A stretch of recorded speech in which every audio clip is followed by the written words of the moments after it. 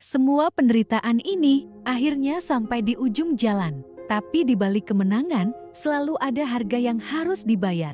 Di part 5 ini, bab 41 sampai bab 50, kita akan menyaksikan momen-momen paling emosional, paling tajam, dan paling menyakitkan.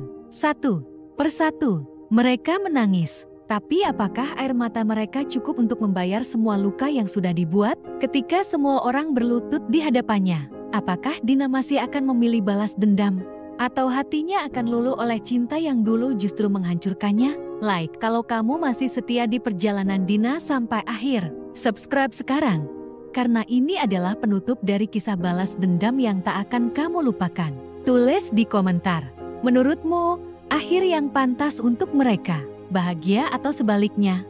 Bab 41, luka yang kembali terbuka. Pagi itu, langit mendung menggantung di atas rumah mewah keluarga Arman.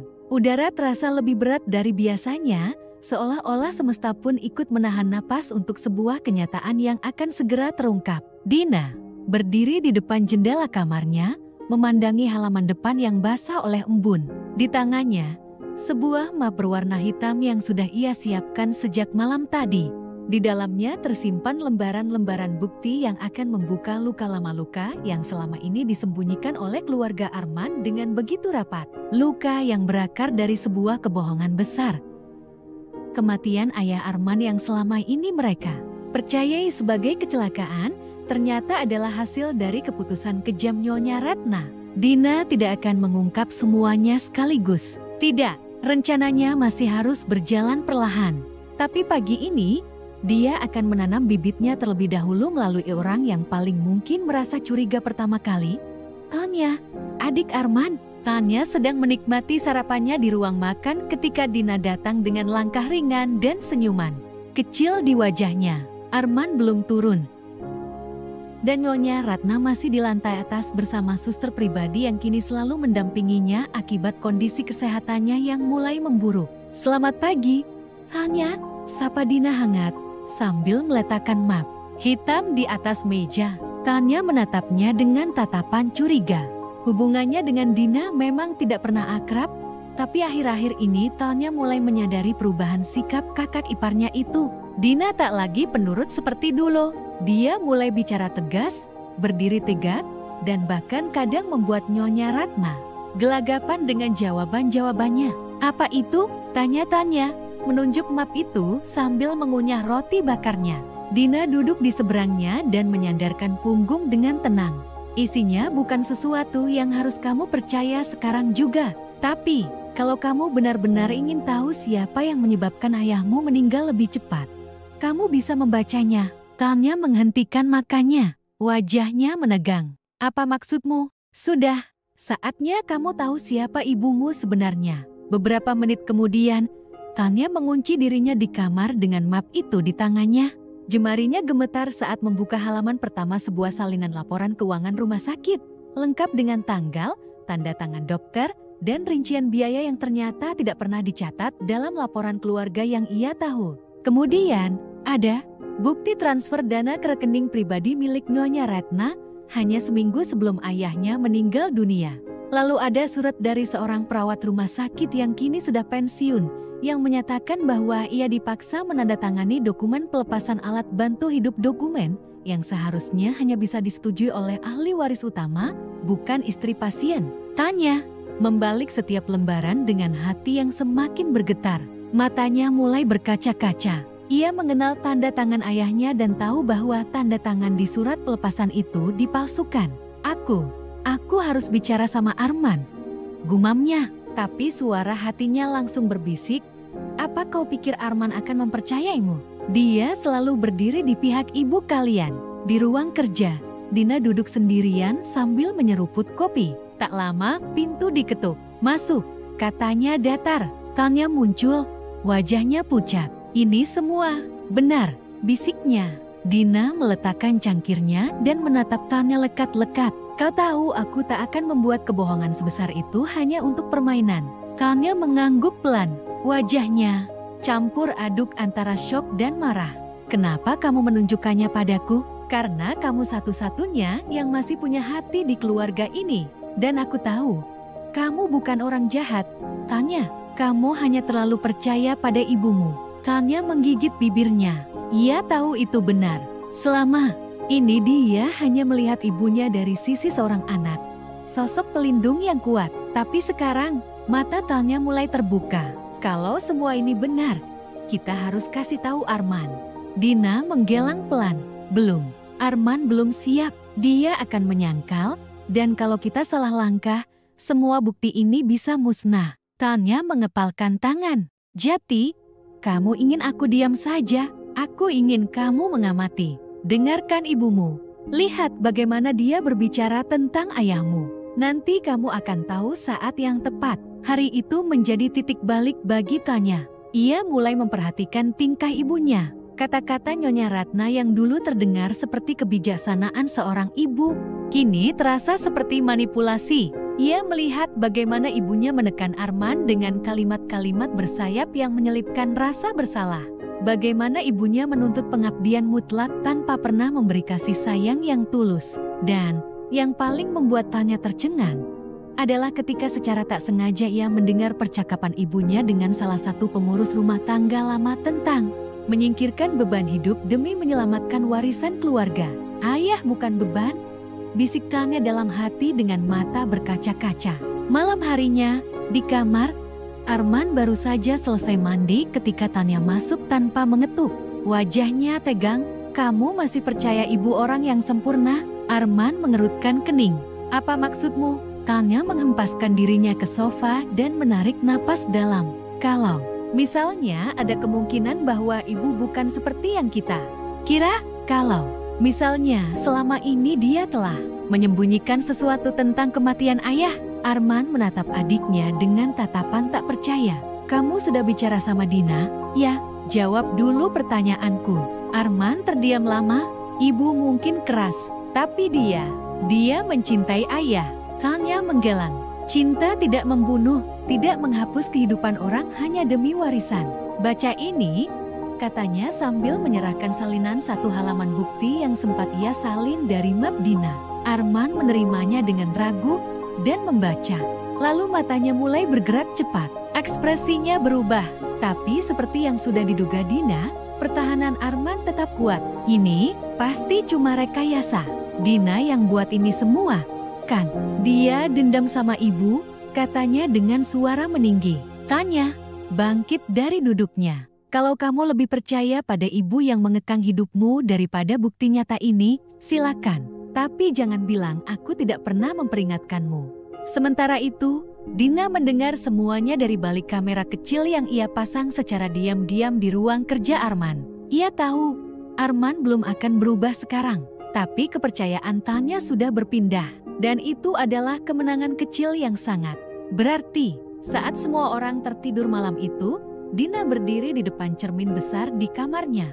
Ia menatap bayangannya yang perlahan berubah, bukan lagi seorang wanita yang dipukul oleh keadaan, tapi seorang wanita yang mulai mengatur bidak-bidaknya dengan hati-hati. Satu persatu, kalian akan menyesal telah menyakitiku, bisiknya. Pelan, matanya tidak lagi merah karena tangis, tapi tajam, penuh tekad, dan berbahaya. Bab 42. Luka yang tak bisa ditutupi. Malam itu, langit Jakarta mendung. Awan gelap menggantung seperti firasat akan datangnya badai besar. Dina duduk di ruang kerjanya, memandangi jendela kaca yang dipenuhi pantulan lampu kota. Di tangannya, tergenggam sebuah foto lama, foto pernikahannya dengan Arman. Senyuman yang pernah ia banggakan kini terlihat seperti topeng. Ia menghela nafas panjang. Segalanya telah bergerak sejauh ini. Luka yang selama ini disimpan dalam diam, kini menjadi senjata yang mulai melukai balik mereka yang dulu menorehkannya. Tak lama, suara ketukan pintu pelan terdengar. Dina membalikkan badan. Masuk, katanya datar. Rani, asisten pribadinya, masuk. Dengan langkah hati-hati, wajahnya cemas. Bu, ada kabar dari rumah sakit, Nyonya Ratna. Beliau mengalami serangan panik lagi, ucap Rani pelan. Dina mengangguk tanpa emosi. Dia masih hidup. Rani tampak kaget mendengar dinginnya nada itu. Tapi ia hanya mengangguk pelan. Ya, Bu, Tapi dokter bilang kondisinya memburuk karena tekanan emosional. Mungkin dari masalah keluarga yang sedang terjadi. Masalah keluarga. Dina hampir tertawa mendengarnya. Baginya, keluarga adalah tempat di mana luka tumbuh. Tapi ia tetap diam. Ia bangkit, berjalan perlahan menuju rak buku dan mengambil sebuah map coklat. Pastikan berkas ini sampai ke tangan Arman besok pagi. Dia akan tahu bahwa bukan cuma ibunya yang punya rahasia. Ucapnya seraya menyerahkan map itu. Rani mengambilnya dengan gugup. Apakah ini tentang? Cukup, kamu tak perlu tahu. Potong Dina tajam, lalu menatap Rani dengan pandangan dalam. Yang perlu kamu tahu, Rani, adalah bahwa setiap orang akan membayar harga dari apa yang mereka tanam. Rani menunduk, lalu keluar dari ruangan. Dina kembali ke jendela. Hujan mulai turun. Tetesan air mengalir seperti air mata namun bukan dari matanya. Ia sudah kehabisan air mata sejak bertahun-tahun lalu. Sementara itu, di rumah keluarga Arman, suasana tak kalah kelam. Arman duduk di ruang tengah, dikelilingi keheningan yang menusuk. Televisi menyala tapi tak satupun suaranya meresap ke telinganya. Di depannya, Nyonya Ratna terbaring lemas di sofa, ditemani oleh suster pribadi mereka. Kenapa ini bisa terjadi?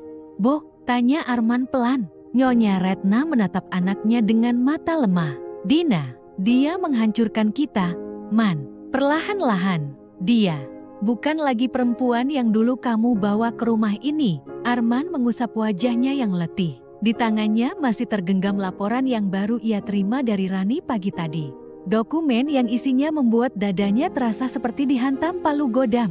Foto-foto, rekaman percakapan, hingga salinan surat perjanjian rahasia milik Nyonya Ratna. Salah satunya adalah dokumen pemalsuan data aset keluarga yang selama ini membuat perusahaan mereka terlihat lebih kuat dari kenyataannya. Semua ini, kamu yang lakukan, Bu? Tanya Arman, nyaris tak percaya. Nyonya Ratna menggigit bibirnya. Itu semua demi kamu, demi keluarga ini tetap dihormati. Aku tidak bisa membiarkan istrimu perempuan rendahan itu menodai nama besar keluarga kita. Perempuan rendahan? Arman berdiri, suaranya meninggi.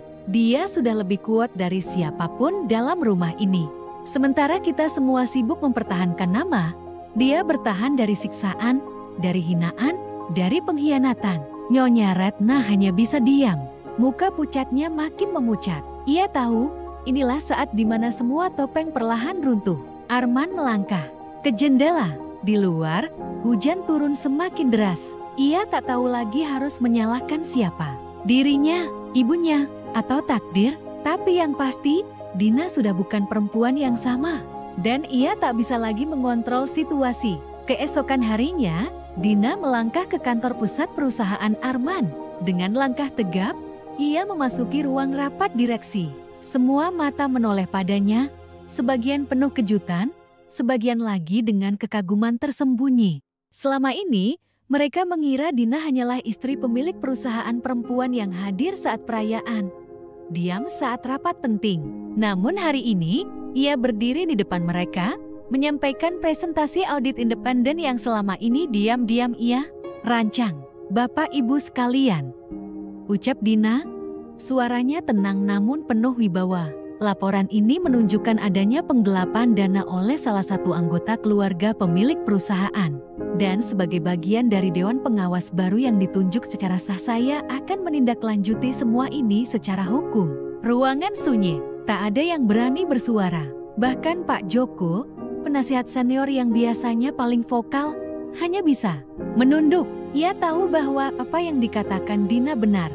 Semua bukti sudah ada di tangan. Di ujung ruangan, Arman berdiri membisu. Wajahnya kusut. Ia tidak bisa menolak kenyataan bahwa istrinya kini memegang kendali. Usai rapat, Arman menyusul Dina keluar ruangan. Kita bisa bicara? Tanyanya pelan. Dina menoleh, matanya tajam. Namun tak ada kebencian di sana, hanya kekosongan. Kita sudah bicara bertahun-tahun, Arman. Tapi kamu memilih mendengarkan ibumu, balasnya pelan. Aku salah. Tapi kamu gak perlu balas dendam seperti ini. Balas dendam? Dina tersenyum tipis. Arman, ini bukan balas dendam. Ini keadilan. Ia melangkah pergi, meninggalkan Arman berdiri sendiri di lorong yang panjang dan dingin. Malamnya, Dina duduk sendiri di balkon apartemen. Di tangannya, secangkir teh melati hangat. Angin malam membelai rambutnya. Di dalam hatinya, ada gejolak bukan kemarahan, tapi ketenangan yang baru ia kenal. Ia tahu perjalanannya belum selesai. Masih ada langkah-langkah berikut yang harus ia ambil. Tapi satu hal yang pasti, ia bukan lagi korban. Ia adalah pengatur permainan. Dan permainan ini baru saja dimulai. Bab 43. Waktu yang tak pernah kembali. Langit mendung menyelimuti Jakarta pagi itu, seolah menggambarkan suasana hati Arman yang resah. Di ruang kerjanya yang megah, ia duduk termenung dengan mata menatap kosong ke arah jendela. Kertas-kertas di mejanya berserakan, namun pikirannya jauh dari pekerjaan. Entah mengapa akhir-akhir ini ia merasa begitu tertekan, padahal semua tampak berjalan seperti biasa. Namun tidak sebenarnya. Ia tahu ada yang berubah. Dina bukan lagi Dina yang dulu. Dulu, ia mengenal wanita itu sebagai sosok lemah yang selalu menunduk, patuh pada apapun kata suami dan mertuanya. Namun sekarang, tatapannya tajam, kata-katanya penuh makna. Diamnya justru terasa mencekam. Ada energi baru dalam diri Dina dan energi itu membuat Arman takut. Ya, untuk pertama kalinya, Arman takut pada istrinya sendiri. Ia mengingat kejadian seminggu lalu saat tanpa sengaja mendengar pembicaraan Dina dengan seorang pria lewat sambungan telepon. Arman memang tidak mendengar secara jelas apa yang dibicarakan, tapi nada suara Dina saat itu begitu dingin, begitu penuh kendali. Bukan ada seorang istri yang merindukan suaminya, melainkan ada seorang wanita yang sedang menyusun strategi, dan itu membuat jantung Arman berdegup lebih cepat dari biasanya. Apa yang sebenarnya kau rencanakan, Dina? Bisik Arman pada dirinya sendiri. Pikirannya kembali melayang pada pertemuan makan malam beberapa malam lalu. Dina mengundang mereka semua, Arman, Nyonya Retna, dan bahkan Rena, adik Arman yang selama ini selalu memusuhi Dina. Anehnya, acara makan malam itu berjalan damai, terlalu damai. Tidak ada satupun pertengkaran. Dina bersikap sangat sopan, bahkan pada Nyonya Ratna sekalipun. Tapi justru itu yang membuat Arman gelisah. Ketika seseorang yang selama ini tersiksa tiba-tiba menjadi tenang dan bersikap manis. Itu bukan pertanda baik, itu seperti ketenangan sebelum badai besar menghancurkan segalanya. Sementara itu, di dalam kamar pribadinya, Dina sedang menatap lemari besi kecil yang tersembunyi di balik rak buku. Ia memutar kombinasi angka dengan tenang hingga terdengar bunyi klik. Pintu lemari terbuka, memperlihatkan tumpukan dokumen, foto, dan beberapa rekaman suara yang tersimpan dalam flash disk. Semua bukti, semua persiapan. Waktunya sudah semakin dekat, gumamnya pelan. Ia mengambil satu amplop besar berwarna coklat, membuka isinya, dan menatap lembaran kertas hasil tes DNA yang menunjukkan kecocokan antara Arman dan seorang wanita bernama Ayu, bukan Dina. Tes itu membuktikan bahwa Arman pernah memiliki hubungan terlarang di masa lalu, dan kini Ayu menuntut pengakuan. Tapi Dina tak pernah menyerahkan hasil tes itu kepada siapapun. Belum. Di meja rias, handphonenya berdering. Sebuah pesan masuk dari nomor yang sudah ia simpan dengan nama samaran, si bayangan. Langkah selanjutnya sudah siap. Tunggu. Instruksi dariku malam ini. Tempat biasa. Dina tersenyum tipis. Ia tahu siapa orang itu, dan ia tahu betapa pentingnya peran pria itu dalam rencananya. Seseorang dari masa lalunya, yang kini ia jadikan sekutu dalam permainan yang begitu rumit. Ini, malam itu, Nyonya Retna merasa tidak tenang. Ia duduk di ruang keluarga dengan teh yang bahkan tak disentuh. Rasa khawatirnya tumbuh semakin besar akhir-akhir ini, bukan hanya karena sikap Dina yang berubah, tapi juga karena Arman semakin sulit diajak bicara. Rena juga mulai menjauh, dan pembantu rumah tangga sering terlihat gelisah, seolah menyimpan sesuatu. Kau yang membuat semua ini kacau, Dina, gumamnya. Sejak kau datang, semuanya tak pernah sama. Namun dalam hatinya, Nyonya Ratna pun tahu bahwa semua ini bukan sepenuhnya kesalahan Dina. Ia hanya terlalu gengsi untuk mengakuinya. Terlalu lama ia menganggap Dina sebagai ancaman, bukan sebagai menantu. Dan kini, ia harus menghadapi kenyataan bahwa dirinya sendirilah yang perlahan kehilangan kendali atas keluarga ini. Pintu kamar Dina terbuka pelan. "Bu Ratna." Suara Dina terdengar tenang. Nyonya Retna mendongak. Agak terkejut. "Kenapa?" tanyanya ketus. "Ada yang ingin saya sampaikan," kata Dina. Ia duduk di sofa yang berseberangan, membawa sebuah map merah di tangannya. Ia meletakkannya di atas meja, namun tidak langsung membukanya. "Saya tahu selama ini ibu tidak pernah menyukai saya," lanjut Dina. "Dan saya tidak di sini untuk meminta ibu menyukai saya." Nyonya Retna mengernyit. "Lalu untuk apa?" Dina menatapnya lurus. "Untuk memperingatkan ibu, jangan campuri hidup saya lagi, atau ibu akan melihat bagaimana saya bisa membalikan semua permainan ini." Kata-kata itu terucap dengan datar, tanpa emosi, namun penuh ancaman. Dan untuk pertama kalinya, Nyonya Ratna tidak bisa menjawab. Di sisi lain kota, seorang pria duduk di dalam mobil sambil memainkan rekaman dari salah satu flash disk yang diberikan. "Dina, kau kira kau bisa sembunyikan itu selamanya?" "Arman, aku tahu tentang Ayu, aku tahu tentang anak itu. Rekaman itu bisa menghancurkan nama baik Arman dalam satu malam. Dan pria itu sang bayangan siap melemparkan bom kapanpun." Dina memberi aba-aba. Misi mereka hanya satu, membuat keluarga Arman saling hancur, bukan dengan tangan Dina sendiri, tapi melalui perasaan bersalah, pengkhianatan, dan rasa malu yang akan ditanggung oleh masing-masing dari mereka. Keesokan paginya, Dina mengantar sarapan ke kamar Arman. Ini bukan kebiasaannya. Justru karena itu, Arman langsung merasa curiga. "Tumben, kamu bawain sarapan," kata Arman sambil mencoba tersenyum. Dina hanya menjawab dengan anggukan kecil. "Aku hanya ingin memperbaiki suasana. Kita sudah terlalu lama hidup dalam kecurigaan."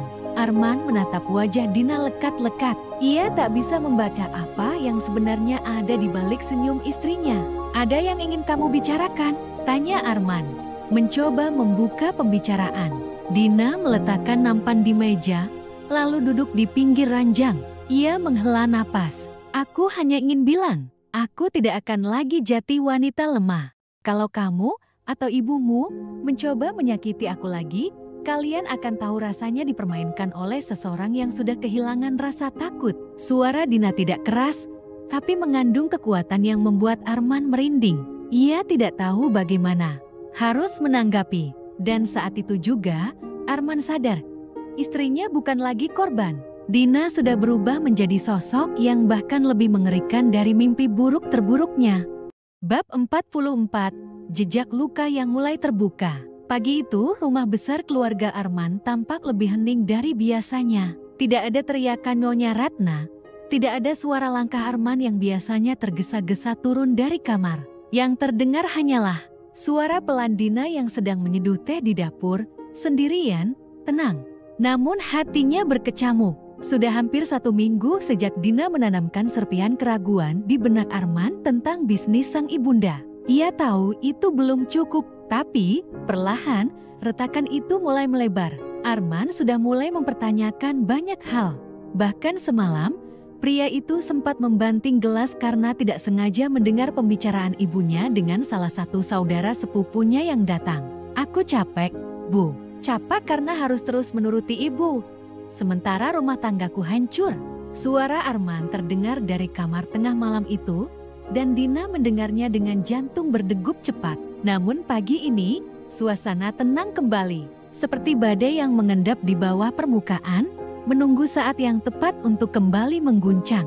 Dina duduk di meja makan, memperhatikan foto pernikahannya yang tergantung di dinding ruang tamu. Ia tampak bahagia di foto itu, tersenyum dalam balutan gaun putih. Tapi hanya dia yang tahu, di balik senyum itu ada hati yang penuh luka. Tiba-tiba suara ketukan di pintu memecah lamunannya. "Tok, tok!" Dina bangkit dan membuka pintu. Ternyata Siska, adik Arman sekaligus iparnya, berdiri di sana. Wajah Siska terlihat gelisah, matanya sembab. "Kak Dina," suara Siska bergetar. "Boleh aku bicara sebentar?" Dina mempersilahkan Siska masuk. Mereka duduk di ruang tamu. dan Dina langsung menyeduhkan teh lagi untuk iparnya. "Kenapa kamu menangis, Siska?" tanya Dina dengan suara lembut. Meski ia tahu bahwa selama ini Siska adalah salah satu orang yang sering mencibir dan meremehkannya, Dina tetap memainkan perannya. Aku tidak tahu harus bicara ke siapa lagi." Mama mulai aneh. "Aku dengar dia telepon seseorang semalam. Bicara soal uang dalam jumlah besar, tapi seingatku, dia bilang uang perusahaan aman-aman saja. Bahkan katanya keuntungan naik." Dina menahan senyum kecil. "Lalu kamu curiga?" Siska mengangguk. "Iya, dan Kak Dina. Aku juga tahu, dulu Kak Dina pernah berusaha mengingatkan Arman soal keuangan perusahaan keluarga, tapi semua orang mengabaikanmu, termasuk aku." Dina menatap mata Siska. "Apa kamu ingin tahu kebenarannya?" Siska mengangguk mantap. Dengan tenang, Dina mengambil satu map dari laci meja. Di dalamnya terdapat fotokopi dokumen transfer, kontrak yang tidak sesuai, dan beberapa slip pembayaran mencurigakan. "Aku simpan semua ini sebagai bentuk antisipasi. Dulu aku hanya menaruh curiga, tapi sekarang aku yakin perusahaan Arman dan keluarga kalian sedang menuju kehancuran." Siska membuka lembar demi lembar dokumen itu dengan tangan bergetar. "Ya Tuhan, kamu tahu, Siska, aku bertahan di rumah ini bukan karena aku lemah, tapi karena aku menunggu saat yang tepat," ucap Dina dengan suara tenang tapi penuh ketegasan. "Dan sekarang aku rasa saat itu sudah tiba." Siska menatap kakak iparnya itu dengan ekspresi campur aduk antara kagum dan takut. "Kak Dina, kamu bukan wanita yang dulu kami kira ya?" Dina tersenyum samar. "Dulu aku hanya ingin dicintai dan diterima, tapi sekarang aku hanya ingin keadilan." Hari itu juga, Arman memanggil Dina dan ibunya ke ruang kerja di rumah. Siska duduk di sudut ruangan, memeluk map berisi dokumen yang tadi diberikan oleh Dina. "Ada apa ini, Arman?" memanggil ibu seperti sedang rapat perusahaan, cibir nyonya. Ratna duduk dengan angkuhnya di sofa besar. Arman tidak langsung menjawab. Ia menatap ibunya dengan tajam, lalu mengalihkan pandangan ke Siska. "Tunjukkan, Siska." Dengan tangan gemetar, Siska menyerahkan map kepada Arman. Pria itu membuka dan membaca dengan seksama. Satu persatu, Dina hanya berdiri di balik meja, memperhatikan reaksi suaminya yang perlahan berubah dari bingung ke terkejut, lalu menjadi marah. "Ibu," suara Arman akhirnya pecah. "Semua ini benar. Apa maksudmu? Kamu percaya pada Siska dan Dina, perempuan yang selama ini hanya membebani kita?" teriak Nyonya Ratna. Nadanya penuh tuduhan. "Bukti, Bu," Arman membentak. "Ini semua bukti. Jangan salahkan mereka. Salahkan diri ibu yang telah menyembunyikan semua ini dari aku." Wajah Nyonya Ratna berubah pucat. Aku melakukan itu untuk menyelamatkan bisnis keluarga kita. Aku hanya mengambil sedikit untuk kebutuhan." "Sedikit?" Arman berdiri, menatap ibunya dengan amarah membara.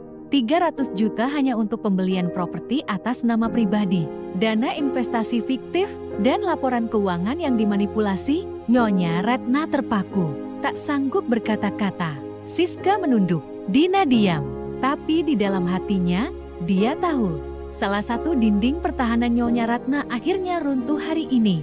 Malamnya, Arman duduk di balkon rumah, menatap langit malam yang redup. Dina datang membawa 2 cangkir teh dan duduk di sebelahnya.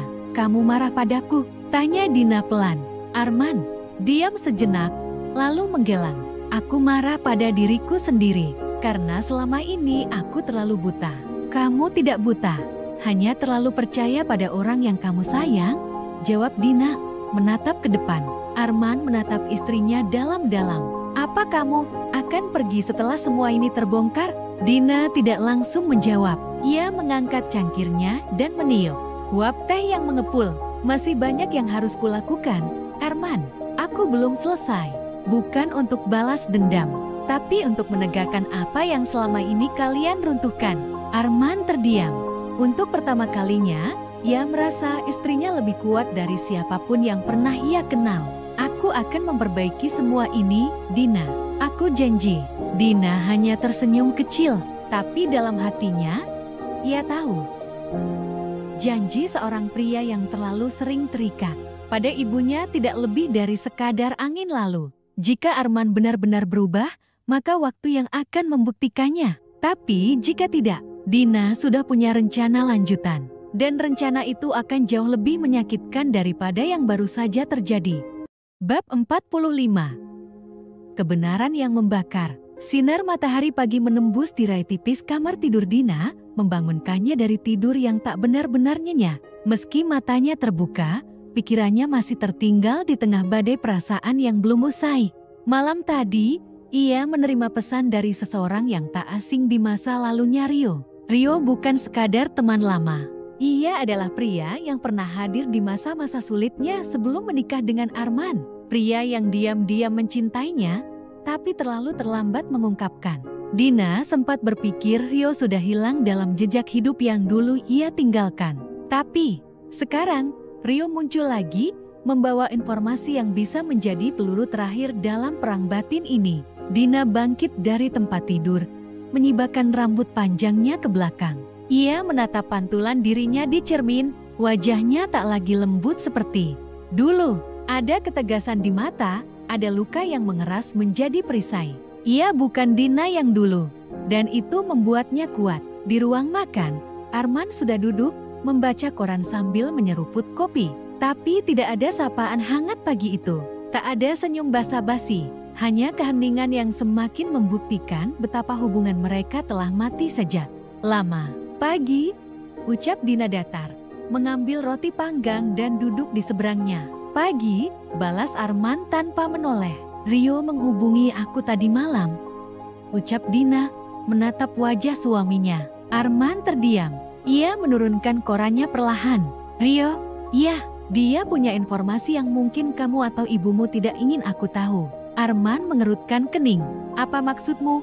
Dina menyandarkan tubuhnya ke kursi, lalu berkata pelan namun menusuk. Kamu tahu perusahaan keluarga kalian itu berdiri di atas apa?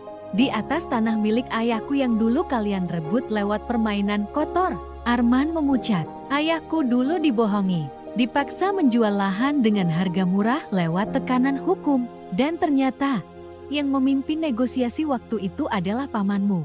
Atas perintah langsung dari ibumu. Itu tidak benar, gumam Arman lemah. Oh, itu sangat benar. Dan aku punya dokumen serta saksi hidupnya sekarang, balas Dina dengan nada dingin. Rio menyimpannya bertahun-tahun, berharap suatu saat aku akan membutuhkan semuanya. Arman menunduk. Untuk pertama kalinya, wajahnya menunjukkan sesuatu yang lebih dari sekadar frustrasi. Ia tampak ketakutan. Dina, aku tidak tahu. Soal itu, aku masih muda waktu itu. Aku tidak tahu keputusan keluarga seperti apa yang diambil. Itu bukan alasan, potong Dina cepat. Kamu mungkin tidak tahu. Tapi kamu menikahi aku, lalu membiarkanku disiksa oleh ibumu. Kamu diam saja selama aku direndahkan di rumah ini. Sekarang giliran aku bicara, dan kamu akan dengar, suka atau tidak. Arman menggenggam cangkirnya erat-erat. Jeti, apa maksudmu sekarang? Mau menuntut kami? Dina mengangkat bahu. Belum tentu, tapi aku ingin lihat dulu bagaimana reaksi ibumu jika dia tahu semua ini akan aku ungkap ke publik. Semua aset yang kalian banggakan bisa jadi musnah. Nama besar keluargamu bisa hancur dalam semalam. Arman terdiam. Ia terlihat seperti seseorang yang kehilangan arah. Dina tak memberinya ruang untuk membalas. Ia bangkit, melangkah pergi sambil berkata pelan, kali ini aku yang memegang kendali. Hari itu juga, Dina mengatur pertemuan dengan Rio di sebuah kafe di tengah kota. Saat mereka bertemu, Rio langsung berdiri dan tersenyum hangat. Wajahnya tidak banyak berubah, tapi sorot matanya menunjukkan kedewasaan dan keteguhan. Dina, sapanya lembut. Terima kasih sudah menghubungiku. Aku tidak menyangka kamu masih menyimpan semua dokumen itu. Jawab Dina sambil duduk. Aku janji pada diriku sendiri kalau aku akan melindungimu. Meskipun kamu tidak memilih aku dulu, katanya jujur. Dina tersenyum tipis. Maaf, Rio, aku terlalu bodoh waktu itu. Rio menggelang. Bukan salahmu, tapi sekarang kamu bisa membalikan semuanya. Ia mengeluarkan flash disk dari sakunya dan mendorongnya ke arah Dina. Ini salinan semua berkas. bukti penipuan, rekaman pembicaraan, bahkan transfer dana gelap. Dari Paman Arman ke pengacara yang menekan ayahmu. Dina menggenggam benda kecil itu seperti menggenggam kunci masa depannya. Dengan ini, aku bisa menghancurkan mereka semua. Tapi kamu yakin, Dina? Sekali kamu buka semuanya, kamu tidak akan bisa kembali? Tanya Rio, menatapnya dalam. Dina memejamkan mata sejenak, lalu mengangguk. Aku sudah terlalu lama hidup dalam kebohongan. Saatnya mereka merasakan sakit yang selama ini mereka berikan padaku. Rio tersenyum penuh dukungan. Kalau begitu, aku akan ada di sini kapanpun kamu butuh. Sementara itu, di rumah besar keluarga Arman, Nyonya Ratna merasa ada yang tidak beres. Nalurinya, yang selama ini tajam dalam membaca situasi, menyadarkan bahwa badai besar akan datang. Ia melihat Arman duduk termenung di balkon, menatap kosong ke halaman. Kamu kenapa, Arman? Tanyanya. Arman menoleh pelan. Dina tahu semuanya. Bu, Nyonya Ratna tersentak. Segala apa? Soal tanah milik ayahnya. Soal penipuan yang dulu dilakukan paman atas perintah ibu. Wajah Nyonya Ratna seketika memucat. Dia bilang punya bukti, dokumen, rekaman, semuanya. Dan dia mengancam akan membongkar semuanya ke publik. Nyonya Ratna berdiri. Mustahil, semua itu sudah bersih, sudah diamankan bertahun-tahun lalu. Tidak, Bu. Rio, sahabat Dina yang dulu, ternyata menyimpan semuanya. Dia menyerahkan semuanya ke Dina. Nyonya Ratna mulai berjalan mondar-mandir, panik. Kalau ini terbongkar, perusahaan kita, semua saham, nama baik keluarga, akan habis. Lalu apa yang harus kita lakukan? Tanya Arman, suaranya pelan namun getir. Nyonya Ratna menatap Arman dengan tatapan yang pernah membuat banyak orang tunduk. Kita harus buat Dina bungkam, apapun caranya. Arman menatap ibunya, kali ini dengan raut berbeda. Ada kebencian yang mulai tumbuh, bercampur penyesalan.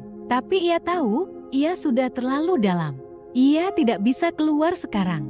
Dina duduk di ruang kerjanya malam itu, menatap layar laptop yang menampilkan dokumen-dokumen milik Rio. Ia membaca tiap halaman dengan hati berdegup cepat. Ia tahu, sekali ia tekan tombol kirim, maka hidupnya tidak akan sama lagi. Namun, air mata menetes perlahan di pipinya.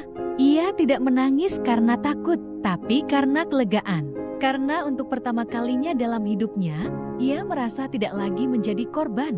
Ia merasa punya kekuatan untuk menentukan nasibnya sendiri. Ia mengetik pesan pendek ke Rio.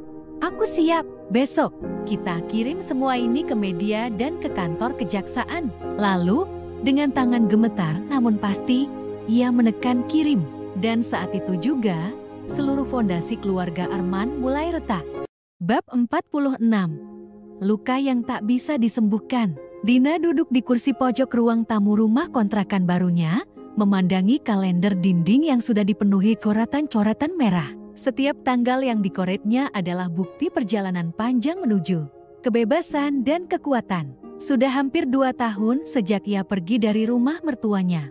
2 tahun penuh perjuangan, luka, dan dendam yang perlahan berubah menjadi strategi. Pagi itu, Dina mengenakan setelan kerja berwarna pastel, wajahnya bersih tanpa polesan berlebihan, namun sorot matanya tak lagi sama.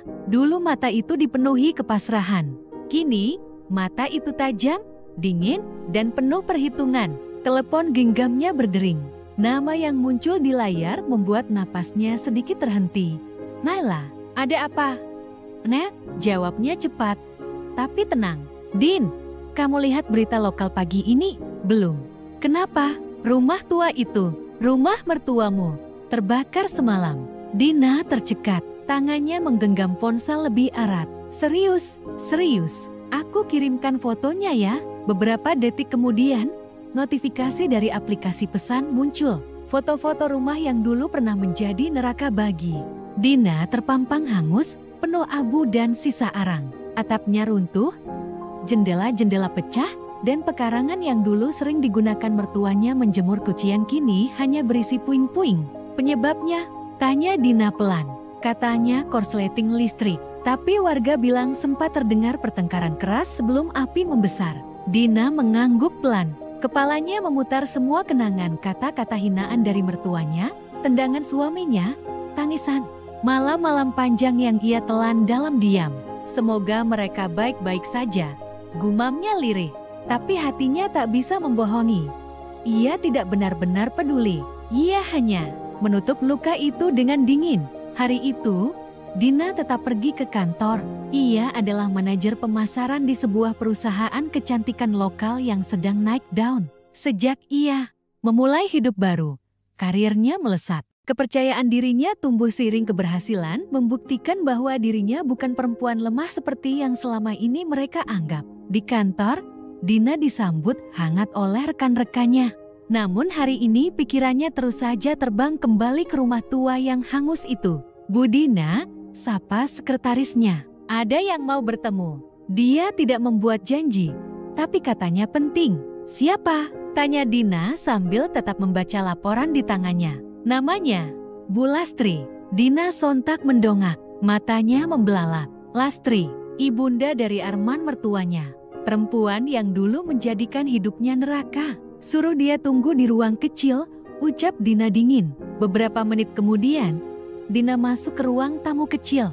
Di sana, duduk Lastri, yang kini tampak jauh berbeda dari terakhir kali mereka bertemu. Wajahnya pucat, mata sembab, dan kerudungnya kusut. Tak ada lagi aura sombong. Tak ada lagi sorot mata penuh kuasa. "Assalamualaikum."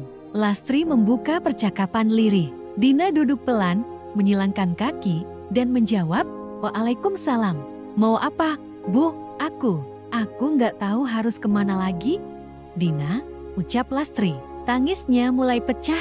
"Rumah kami habis terbakar. Arman juga hilang entah kemana. Aku tinggal sama si Kiki, tapi dia juga nggak punya apa-apa. Dan ibu pikir aku akan menolong kalian." Lastri menunduk dalam-dalam. "Aku nggak minta uangmu. Aku cuma pengen minta maaf. Aku dulu jahat banget sama kamu. Aku akui semua. Tapi kamu tahu sendiri, Arman itu keras kepala. Aku dulu takut kehilangan kendali atas keluarga, takut kamu menjauhkan dia dari aku. Makanya aku bersikap begitu." Dina tertawa kecil, getir. "Takut kehilangan kendali, lalu kamu memilih mengendalikan aku dengan teror, dengan fitnah, dengan kekerasan." Lastri menangis makin keras. "Aku salah. Aku benar-benar salah. Aku nggak minta kamu nerima aku lagi. Tapi tolong, maafkan aku." Hening. Dina memandangi perempuan tua di depannya. Dulu Lastri selalu tampak gagah, berdiri di tangga rumah sambil menuding-nuding wajahnya. Kini ia duduk lemah, tubuhnya tampak lebih kecil, lebih rapuh, seperti karung usang yang dibuang waktu. "Aku sudah memaafkan, Bu," ucap Dina akhirnya. "Tapi jangan salah paham. Memaafkan bukan berarti aku akan membuka pintu untuk kembali dekat dengan kalian. Aku sudah selesai dengan masa lalu. Aku tak ingin ibu atau Arman menginjak satu jengkal pun kehidupanku lagi." Lastri hanya mengangguk, lemah. "Dan satu lagi," tambah Dina. "Aku ingin ibu tahu, setiap tangis yang ibu keluarkan hari ini, setiap kesedihan yang ibu rasakan, itu belum sebanding dengan apa yang pernah aku alami. Tapi aku tidak akan membalasnya dengan kekerasan atau kebencian. Aku membalasnya dengan keberhasilanku." Lastri tak berkata apa-apa lagi. Ia berdiri perlahan, menunduk dalam, lalu melangkah keluar dari ruangan kecil itu. Tak ada pelukan, tak ada damai, hanya kepergian yang hening dan penuh penyesalan. Malamnya, Dina duduk di balkon kontrakannya. Udara malam cukup dingin, tapi pikirannya masih dipenuhi percakapan siang tadi. Tiba-tiba, pintu balkon diketuk pelan dari belakang. Ternyata Naila. "Hei, kamu oke?" tanya Naila lembut. Dina mengangguk. "Aku nggak tahu harus merasa apa. Senang, lega, atau malah hampa. Itu wajar. Kamu manusia. Tapi satu hal yang pasti, kamu udah jauh lebih kuat dari versi dirimu 2 tahun lalu. Kamu bukan korban lagi, Din, kamu pemenang." Dina menatap sahabatnya lama, lalu tersenyum meski air matanya mulai jatuh perlahan. "Aku nggak mau hidup penuh kebencian, Nih, tapi aku juga nggak mau melupakan. Kamu nggak harus melupakan, tapi kamu bisa memilih untuk tidak membiarkan kenangan itu menguasaimu." Dina menatap langit malam. Di atas sana, bintang-bintang masih bersinar. Sama seperti dirinya sekarang meski pernah jatuh, ia tetap bisa bersinar dengan caranya sendiri. Bukan untuk membuktikan pada siapa-siapa, tapi untuk dirinya sendiri. Karena pada akhirnya, balas dendam terbaik bukanlah dengan melukai balik, tapi dengan bangkit dan bahagia meski mereka berharap kau hancur selamanya. Bab 47, wajah-wajah yang mulai takut. Pagi itu, rumah mewah keluarga Arya tidak lagi terasa megah. Suasana terasa mencekam, seperti ada awan gelap yang menggantung di atas atapnya. Dina duduk di ruang tamu, mengenakan gaun berwarna krem polos, yang memberi kesan tenang dan tegas. Di pangkuannya terdapat sebuah map coklat besar berisi fotokopi dokumen rumah, tanah, aset bisnis, dan bukti transfer keuangan yang selama ini diam-diam ia kumpulkan. Di seberangnya, duduk Pak Wiryo dan Bu Rini. Mereka datang lebih pagi dari biasanya setelah mendapat kabar bahwa Dina ingin bicara langsung. Namun kali ini, tak ada suara keras atau ocehan merendahkan seperti biasanya. Justru, keduanya duduk dengan wajah tegang dan napas yang tidak teratur. Aku ingin kita bicara baik-baik hari ini, ucap Dina, membuka pembicaraan. Suaranya tenang, tapi tajam. Apa maksudmu mengumpulkan semua orang pagi-pagi begini? Tanya Bu Rini dengan nada defensif. Dina menoleh pelan, lalu tersenyum samar.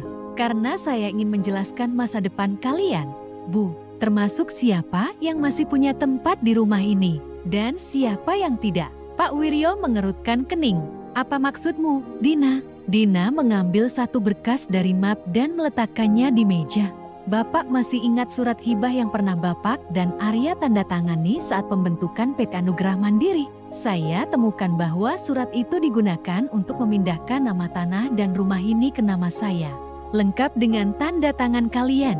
Bu Rini terkejut. Ia menyambar kertas itu dan membaca cepat. Wajahnya mendadak pucat. Ini tidak mungkin, kami tidak pernah. Ia terdiam saat menemukan tanda tangannya sendiri di bawah stempel notaris. Dina bersandar, menatap mereka. Kalian pernah bilang saya ini menantu tidak tahu diri, hanya numpang hidup, nggak punya apa-apa. Tapi sekarang, saya sudah pastikan bahwa rumah ini, tanah ini, bahkan sebagian saham perusahaan kalian, kini jadi milik saya. Pak Wiryo mulai berdiri, matanya membelalak. Ini manipulasi, ini pemalsuan, silakan bawa ke pengadilan, Pak. Ujar Dina pelan. Saya siap, tapi sebelum itu, silakan baca juga bukti transfer ke rekening pribadi Arya dari rekening perusahaan, termasuk bukti pencucian uang yang dilakukan dengan membeli aset atas nama orang lain. Semua saya fotokopi dan saya kirim ke dua tempat. Satu, ke kantor hukum saya. Satu lagi ke polisi. Bu Rini terduduk, tangannya gemetar, dan mulutnya menganga seperti ingin bicara, tapi tak satu pun kata keluar. Selama ini saya diam. Saya telan semua hinaan, bentakan, dan perlakuan buruk kalian. Tapi saya tidak bodoh, lanjut Dina. Saya belajar, saya observasi, dan sekarang saya tahu betapa kotornya semua ini. Langkah kaki terdengar dari tangga. Arya muncul dalam kemeja setengah rapi, wajahnya masih sayu dan belum mandi. Ia kaget melihat map terbuka di meja. Apa ini, Din? Dina menatapnya tajam.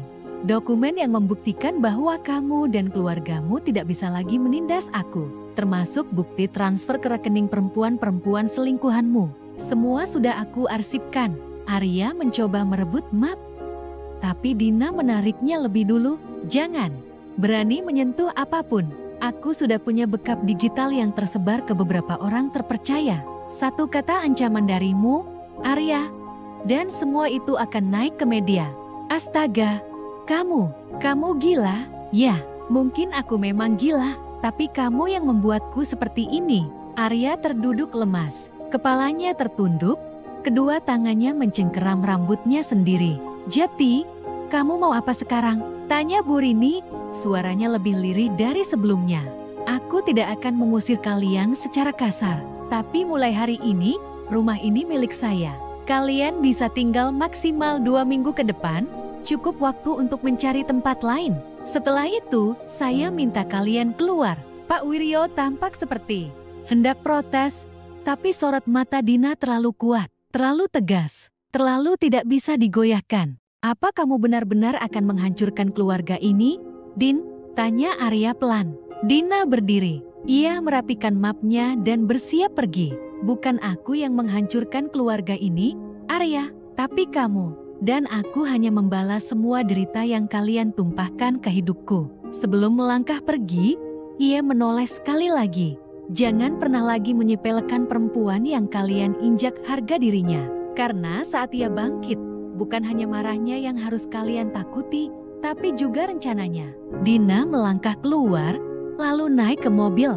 Hari itu, ia tidak langsung ke kantor. Ia pergi ke sebuah rumah sederhana di pinggiran kota, milik seorang ibu tua yang dulu pernah membantu ibunya. Bu, terima kasih sudah mau saya datangi, ucap Dina setelah bersalaman. Perempuan paruh baya itu tersenyum. Kamu benar-benar mirip ibumu. Tapi lebih kuat, dia dulu terlalu baik sampai akhirnya meninggal dalam diam. Dina menggenggam tangannya. Saya ingin tahu lebih banyak soal masa lalu ibu saya. Tentang kenapa beliau dulu begitu menderita di keluarga Arya. Ibu itu mengangguk pelan. Karena ayah Arya dulunya adalah cinta pertama ibumu. Tapi dia mengkhianati ibumu, lalu menikahi perempuan yang sekarang jadi mertuamu, Rini. Dina terperangah. Tangannya gemetar, dan air matanya mulai menggenang. Jeti, ayah Arya adalah, ya, dan Rini dulu mencelakai ibumu saat sedang hamil. Ia tahu ibumu sedang lemah, dan ia buat ibumu terjatuh dari tangga. Itu sebabnya ibumu selalu takut pada mereka. Dan kamu tumbuh di tengah luka yang ibumu wariskan. Dunia Dina seakan runtuh. Apa yang selama ini ia anggap sebagai kebetulan, ternyata adalah dendam turun-temurun. Aku tak akan berhenti sampai mereka merasakan semuanya, gumam Dina. Perempuan tua itu memegang bahu Dina dengan lembut. Balaslah dengan cerdas. Tapi jangan sampai hatimu jeti hitam. Nak, jangan kamu berubah menjadi mereka. Dina menunduk. Ya, menangis pelan untuk pertama kalinya sejak semua ini dimulai. Tapi air mata itu bukan karena kelemahan, melainkan karena luka masa lalu yang akhirnya terkuak. Ia tahu, perjalanan ini belum berakhir. Masih ada keadilan yang harus ditegakkan. Masih ada air mata yang harus jatuh dari mereka yang dulu membuatnya menderita. Dan Dina bersumpah, tak akan berhenti. Bukan karena balas dendam semata, tapi karena harga diri yang selama ini diinjak-injak harus ditegakkan. Bab 48, Luka yang belum kering. Setelah percakapan panas antara Dina dan Bulastri siang itu, rumah besar keluarga Prasetya menjadi sunyi. Bukan sunyi yang menenangkan, melainkan sunyi yang mencekam. Seperti sebelum badai datang kembali, semua penghuni rumah merasa bahwa sesuatu sedang menunggu untuk meledak, dan hanya masalah waktu. Dina menghabiskan malam itu di kamarnya, tidak keluar sedikit pun.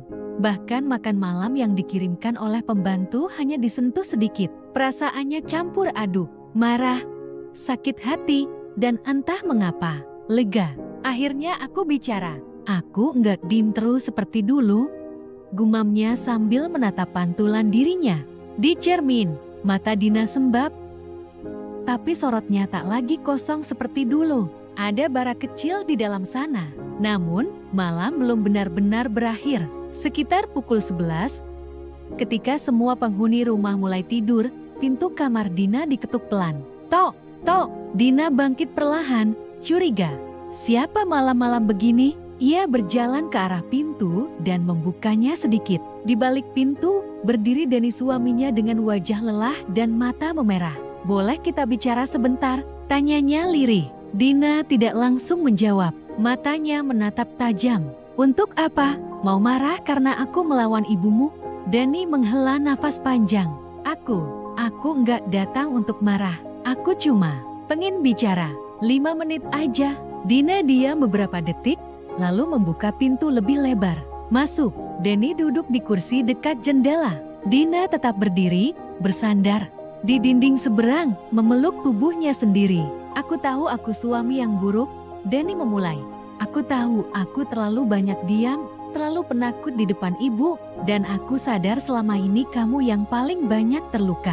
Dina menyipitkan mata, tak percaya dengan kalimat yang keluar dari mulut suaminya. Baru sadar sekarang, Denny tertunduk. "Yah, mungkin karena selama ini aku terlalu takut kehilangan keluarga, sampai aku lupa kalau kamu juga keluarga." "Bukan lupa," potong Dina dingin. "Kamu memang gak pernah menganggap aku keluarga. Ibumu selalu yang nomor satu. Aku hanya pelengkap, penjaga rumah, tukang masak, pabrik anak." Denny terdiam. Ia tidak bisa menyangkal kebenaran itu. Selama ini, ia memang tidak pernah memperjuangkan Dina. Ketika ibunya memaki, ia hanya diam. Ketika Dina menangis, ia pergi. Dan sekarang, luka itu sudah terlalu dalam untuk sekadar disembuhkan dengan maaf. "Aku pengen berubah, Din," bisiknya. "Tapi aku nggak tahu harus mulai dari mana. Semuanya sudah kacau." Dina tertawa kecil, getir. "Kalau kamu benar-benar mau berubah, Mas, kamu harus berani berdiri di tengah badai. Jangan cuma bilang ingin berubah, tapi tinggalkan aku saat badai datang." Mereka terdiam. Suara jam berdetak di dinding menjadi satu-satunya suara yang terdengar.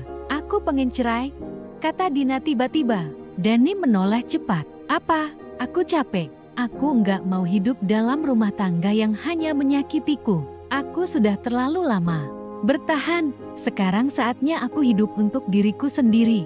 "Dina, tolong, jangan ambil keputusan terburu-buru," suara Denny memohon. "Kita punya anak. Justru karena anak, aku harus keluar dari lingkaran ini," balas Dina tajam. "Kamu pikir aku mau anak kita tumbuh melihat ibunya dihina setiap hari? Kamu pikir aku mau anak kita jadi pengecut kayak kamu?" Denny terdiam. Tidak ada pembelaan. Karena semua yang Dina katakan adalah kebenaran. "Aku akan urus semuanya minggu depan. Aku nggak minta nafkah. Aku nggak minta apa-apa. Aku cuma pengen bebas. Bebas dari kamu, dari ibumu, dari semua luka ini." Denny tertunduk, bahunya bergetar. Dina tak tahu apakah itu tangis atau sekadar ekspresi penyesalan yang terlambat. "Kalau kamu benar-benar mau berubah, Mas, buktikan dengan melepaskanku," kata Dina sebelum akhirnya masuk ke kamar mandi dan menutup pintu. Keesokan paginya, kabar soal keinginan cerai Dina sudah menyebar ke seluruh rumah. Tentu saja bukan karena Dina yang bercerita, melainkan karena Denny menghabiskan waktu berjam-jam di kamar Bu Lastri, menangis dan curhat seperti anak kecil. "Gila, perempuan nggak tahu diuntung," teriak Bu Lastri pagi itu saat sarapan. "Sudah dikasih makan, dikasih tempat tinggal, malah minta cerai." Dina berjalan ke dapur tanpa ekspresi. Ia tidak mau ikut duduk di meja makan. Ia sudah tidak peduli dengan semua drama itu, tapi pagi itu berbeda. Nadine, adik iparnya yang biasanya ikut menghina, mendekatinya diam-diam saat Dina sedang mencuci piring. "Kak, boleh bicara sebentar?" tanyanya pelan. Dina kaget. Sudah lama Nadine tidak bicara dengan suara seperti itu, tidak menyindir, tidak menyakitkan. "Ada apa?" jawab Dina datar. "Aku minta maaf," kata Nadine lirih. "Selama ini aku ikut-ikutan ibu karena, ya, kamu tahu sendiri, di rumah ini, kalau kita beda suara sedikit, langsung diasingkan." Dina menghentikan aktivitasnya, menoleh ke arah Nadine dengan tatapan kosong. "Aku juga perempuan, Kak, dan aku ngeri kalau suatu hari nanti aku diperlakukan seperti Kak." Dina dipaksa tunduk, disalahkan terus, dianggap bukan siapa-siapa. Suara Nadine bergetar. Dina tetap diam, tapi hatinya mulai menghangat sedikit. Ia tidak menyangka, dari semua orang di rumah ini, Nadine yang pertama menunjukkan empati. "Aku tahu permintaan maaf nggak cukup," lanjut Nadine. "Tapi kalau Kak Dina butuh bantuan, atau butuh saksi nanti di pengadilan, aku siap bantu." Dina mengangguk kecil. "Terima kasih." Hari-hari setelah itu terasa berbeda. Dina mulai mempersiapkan dokumen cerai. Ia menemui pengacara, menyusun bukti, bahkan sudah mencari tempat tinggal baru. Tidak mewah, hanya rumah kontrakan kecil, tapi cukup untuk memulai kembali. Sementara itu, Denny mulai kehilangan arah. Ia mencoba bicara baik-baik, mencoba mengajak Dina konseling, tapi semua sudah terlambat. Yang dulu dibutuhkan Dina bukan perhatian mendadak seperti sekarang, tapi perlindungan yang tidak pernah ia dapatkan. Bulastri semakin kalap. Ia bahkan sempat mendatangi rumah orang tua Dina, menuduh bahwa Dina telah dirasuki jin karena berani melawan. Tapi kali ini, Dina tidak sendiri. Ayahnya membela dengan keras, ibunya berdiri di sampingnya. Bahkan tetangga-tetangga yang dulu hanya mengamati, sekarang ikut mendukung Dina. Kami tidak akan membiarkan anak kami diinjak-injak lagi, Bu, kata ayah Dina dingin. Bulastri mundur, tapi belum menyerah. Kalian pikir ini akhir? Aku belum selesai. Namun Dina hanya tersenyum, dan saya baru saja memulai. Beberapa hari kemudian, Dina dan Denny resmi menghadiri mediasi perceraian pertama di pengadilan agama. Denny datang dengan mata sembab, ditemani ibunya yang masih menyindir sepanjang perjalanan. Dina datang sendiri tegar, anggun, dan lebih tenang dari sebelumnya. Di dalam ruang mediasi, hakim bertanya, apakah ada kemungkinan untuk rujuk? Dina menatap Denny, lalu menggelang pelan. Tidak, Yang Mulia, luka ini sudah terlalu dalam. Denny mencoba bicara, tapi hanya isak yang keluar. Ia akhirnya mengangguk. Kalau itu yang terbaik buat Dina, saya ikhlas. Di luar pengadilan, Naidin menunggu Dina dengan senyum lebar. Ia memberikan sebungkus kue kecil dan berkata, selamat atas keberanian Kak Dina. Dina mengambil kue itu, tertawa kecil. Terima kasih, untuk pertama kalinya, aku merasa hidupku benar-benar milikku sendiri. Langit hari itu cerah, angin berembus lembut, seperti ikut merayakan langkah baru Dina. Ia belum tahu seperti apa masa depan, tapi satu hal yang pasti, ia tidak akan pernah membiarkan dirinya diinjak lagi. Dan ketika ia menatap langit sambil menggenggam surat mediasi itu, Dina tahu perjalanan balas dendamnya belum usai, tapi setidaknya ia sudah menang satu langkah. Bab 49, luka lama yang belum sembuh. Malam turun dengan sunyi yang menggigit. Dina duduk sendiri di balkon rumah barunya, memandang langit yang kelam tanpa bintang. Segelas teh hangat di tangannya sudah dingin, uapnya telah lama menghilang. Seperti semua harapan yang dulu ia tanamkan dalam pernikahannya dengan Raka. Ia menarik napas panjang, menahan gejolak yang terus mengguncang dadanya sejak siang tadi. Pertemuan dengan Raka dan ibunya, Sumarni, kembali mengaduk luka-luka lama yang belum sepenuhnya sembuh. Raka datang bukan untuk meminta maaf, tapi justru menuduh Dina telah menghancurkan keluarganya, membuat ibunya stres dan mempermalukan mereka di depan masyarakat. Padahal, dulu, siapa yang menghancurkan siapa? Siapa yang mengusir Dina dari rumah saat ia sedang hamil besar? Siapa yang menuduhnya sebagai pembawa sial? Siapa yang membiarkan ibu mertuanya menamparnya, mencaci maki, dan memaksa Dina menyembah demi sepotong nasi? Dina menutup matanya. Tapi, dalam gelap itu, semua kenangan buruk justru menyeruak lebih jelas. Tangisnya teredam oleh angin malam, oleh suara serangga yang berisik namun menenangkan. Ia merasa sangat letih, lelah berperang, lelah menjelaskan bahwa luka-lukanya bukan karangan, bahwa semua rasa sakit yang ia simpan selama bertahun-tahun adalah nyata, bahwa ia tidak gila karena akhirnya membalas kehidupan barunya bersama Damar. Jauh lebih tenang. Laki-laki itu tidak pernah sekalipun membentaknya, tidak pernah mengangkat tangan, apalagi menyuruhnya bersujud seperti binatang. Tapi kadang, justru ketenangan itu membuat Dina merasa hampa, karena dendam di dadanya masih membara. Damar mencintainya dengan tulus, tapi cinta tak pernah bisa menyembuhkan trauma yang dalam. Dari balik pintu balkon, Damar muncul, membawa selimut dan wajah khawatir. Kamu belum tidur? Tanyanya lembut, lalu menyelimuti bahu Dina. Dina menggeleng.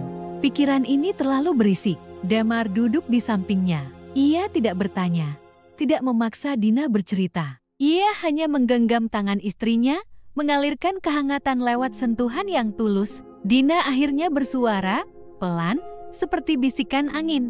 Mereka bilang, aku jahat karena membalas semua perlakuan mereka, karena tidak memaafkan. Siapa mereka itu? Tanya Damar. Raka dan ibunya. Damar terdiam sejenak, lalu berkata pelan, orang yang pernah menyakiti kita, biasanya akan menuduh kita kejam karena tidak membiarkan mereka mengulanginya. Dina menoleh, matanya berkaca-kaca. Aku sudah mencoba memaafkan, Mas, tapi luka ini terlalu dalam. Setiap kali aku mengingat malam-malam tanpa makanan, saat aku menggigil di lantai dapur karena tidak diizinkan tidur di kamar, saat ibu mereka menyiramku dengan air karena katanya aku najis. Aku merasa aku harus membalas. Aku harus menunjukkan bahwa aku tidak bisa diinjak lagi. Damar mengusap pipinya. Kamu berhak. Kamu punya hak untuk marah. Kamu bukan monster karena menuntut keadilan atas penderitaanmu. Tapi mereka tidak akan pernah mengerti. Dan kamu tidak harus membuat mereka mengerti. Hidup ini bukan tentang membuktikan sesuatu pada orang yang menolak melihat kebenaran, tapi tentang berdamai dengan diri sendiri. Dina menggenggam tangan Damar erat-erat, seolah takut kehilangan satu-satunya tempatnya bersandar. Ia tahu Damar benar, tapi hatinya masih belum siap untuk melepaskan sepenuhnya. Ia belum selesai, belum tuntas. Luka itu masih berdarah. Keesokan paginya, Dina mendapat pesan tak terduga dari Arumi, adik Raka yang dulu juga sering memandang rendah dirinya. Arumi ingin bertemu. Dina sempat ragu, tapi rasa penasaran dan keberanian yang selama ini ia bangun mendorongnya menjawab ya. Mereka bertemu di sebuah kafe kecil di sudut kota. Arumi datang dengan dandanan rapi, tapi wajahnya tampak lelah, seperti seseorang yang menyimpan beban berat. Aku nggak tahu harus mulai dari mana, ujar Arumi setelah memesan minuman. Mulai saja dari jujur, balas Dina. Arumi menunduk. Ia menggigit bibirnya, lalu berkata, aku mau minta maaf. Dina tidak menjawab. Aku dulu keterlaluan, sombong, angkuh, dan ikut-ikutan memperlakukanmu seperti pembantu karena aku pikir kamu nggak pantas untuk kakakku. Tapi sekarang aku sadar, kamilah yang nggak pantas. Kenapa kamu baru bicara sekarang? Tanya Dina datar. Karena semuanya sudah berubah. Ibu sekarang sakit-sakitan. Raka bercerai dari istri keduanya karena perempuan itu ternyata hanya mengincar harta. Rumah tangga kami hancur, dan setiap kali aku mengingatmu, aku sadar kamu dulu hanya ingin dicintai dan dihargai. Dina menahan gejolak di dadanya. Ia ingin berteriak, ingin menyalahkan, tapi yang keluar dari bibirnya hanya satu kalimat, aku sudah terlalu hancur untuk kembali percaya. Arumi mengangguk. Aku nggak berharap kamu memaafkan. Aku hanya ingin kamu tahu, aku menyesal. Dina memandangi perempuan itu. Arumi yang dulu selalu angkuh, kini tampak lebih manusiawi. Tapi penyesalan, baginya, bukan pintu maaf yang otomatis terbuka. Penyesalan tidak akan pernah bisa menghapus trauma yang tertanam. Aku menghargai kedatanganmu, kata Dina akhirnya. Tapi kamu harus tahu, aku tak akan kembali menjadi orang yang bisa diinjak. Dan kamu gak perlu jeti seperti itu lagi, ucap Arumi, karena kamu jauh lebih kuat dari kami semua. Malamnya, Dina kembali duduk di balkon, tapi malam ini terasa berbeda. Ia merasa lega, meski hanya sedikit. Kata-kata Arumi menampar sisi kecil dalam dirinya yang masih memelihara amarah. Ia tahu dirinya tidak bisa terus hidup dalam dendam, tapi melepaskannya juga bukan hal yang mudah. Damar menghampirinya seperti biasa, tapi malam ini, Dina yang lebih dulu bicara. Aku ketemu Arumi hari ini. Damar mengangkat alis, dan dia minta maaf. Damar mengangguk pelan. Kamu percaya? Aku percaya dia menyesal. Tapi aku tidak percaya semua orang bisa berubah. Dan aku tidak akan berhenti membela diriku hanya karena mereka mulai sadar. Itu sudah cukup, kata Damar sambil tersenyum. Aku masih ingin mereka merasakan apa yang aku rasakan dulu. Tapi mungkin bukan dengan balas dendam, tapi dengan hidupku yang lebih baik. Dan itu adalah balasan terbaik. Dina tersenyum untuk pertama kalinya malam itu. Ia memandangi langit yang kini mulai dipenuhi bintang. Luka di hatinya memang belum sembuh sepenuhnya. Tapi malam ini, untuk pertama kalinya, ia merasa meskipun kecil ada harapan bahwa suatu hari nanti, luka itu akan berubah menjadi kekuatan. Bab 50. Air mata di ujung kemenangan. Dina duduk sendirian di teras rumah barunya. Rumah kecil, sederhana, tapi penuh kedamaian. Angin sore berhembus pelan, menerbangkan helaian-helaian kecil rambutnya yang tergerai. Di tangannya, secangkir teh hangat masih mengepul. Sinar mentari senja menyentuh pipinya yang pucat tapi tenang. Di matanya, ada kilatan emosi yang sulit dijelaskan, campuran lega, haru, dan rasa sakit yang masih menyisakan luka. Sudah berbulan-bulan sejak ia meninggalkan rumah mertua. Rumah itu dulu adalah simbol penderitaan. Di sana, harga dirinya diinjak, jiwanya dikoyak, dan kasih sayang yang ia beri dibalas dengan penghinaan. Tapi sekarang, semua sudah berlalu. Ia bukan lagi perempuan lemah yang membiarkan dirinya diinjak. Ia bangkit, berdiri, dan membalas semuanya. Dengan caranya sendiri, tiba-tiba, suara langkah kaki mendekat. Dina tak perlu menoleh untuk tahu siapa yang datang. "Assalamualaikum." Suara itu lirih, tapi terdengar jelas di telinganya. Dina menarik napas pelan, menahan gejolak di dadanya. Ia tetap menatap lurus ke depan. "Waalaikumsalam."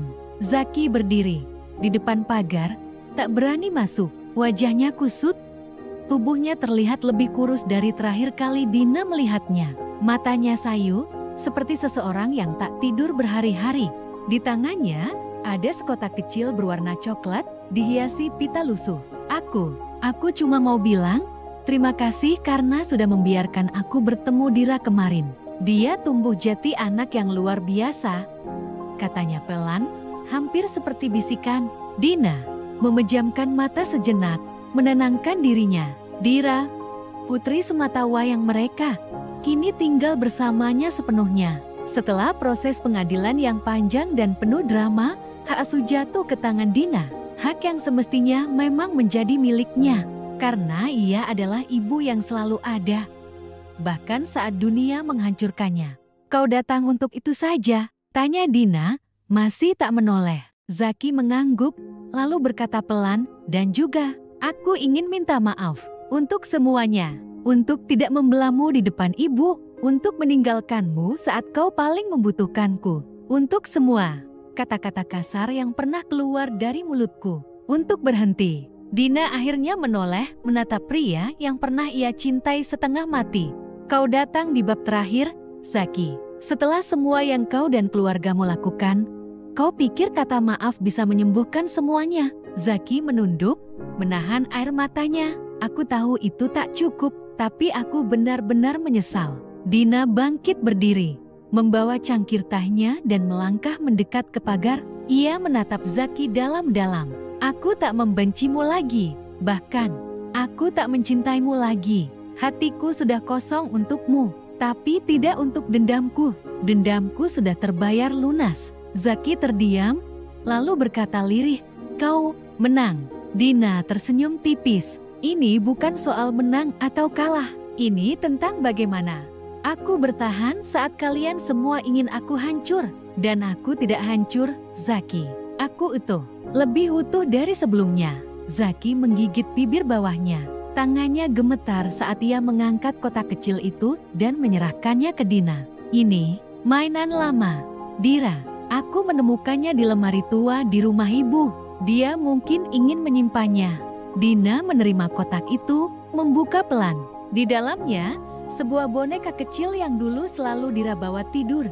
Ia tersenyum lembut. "Terima kasih," ucapnya tulus. "Sekarang, pulanglah. Aku yakin ibumu membutuhkanmu sekarang, lebih dari siapapun."